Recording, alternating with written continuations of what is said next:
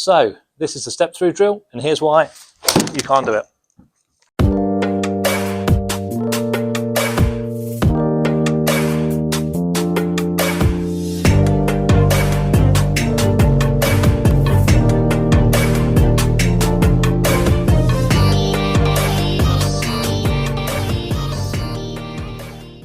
So, quite a new golfer here and doing very, very well. But the first time we discussed about transferring pressure, a very common misconception is players think that they have to, and I've said it before in previous videos a lot recently, because I've seen a lot of new golfers at the moment, and it seems to be a common theme. So, players will tend to get their pressure on their right foot. They know they've got to shift back to their left foot, even newer golfers, and they see golfers finishing like this at the end of their shots. They know they've got to get that way, but they think it's a backswing than a downswing, and like I've said before, it's much more fluid than that.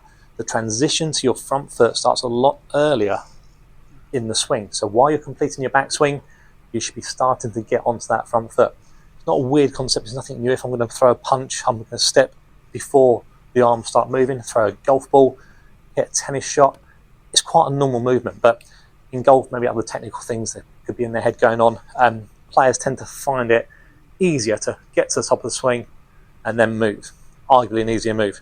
So the step through drill, and I'll use it mainly as a analogy, or just to give people the idea of how to move rather than actually hitting too many shots like that.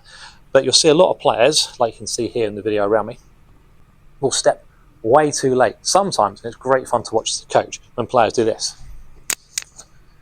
Play that one back to them, it's interesting.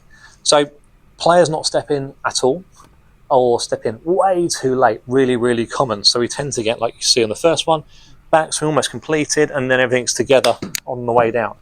You might hit it all right, but it won't be massively efficient. And if you don't hit it well, you're going to have the club, the low point somewhere back here. So either fat, or you miss the ground and go up towards the ball, hit it thin.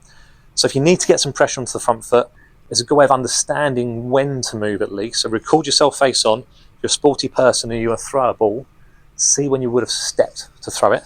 Like we're doing here, regular stance, bring your left foot back to your right. How early, I'm going already, how early do you step to move forward?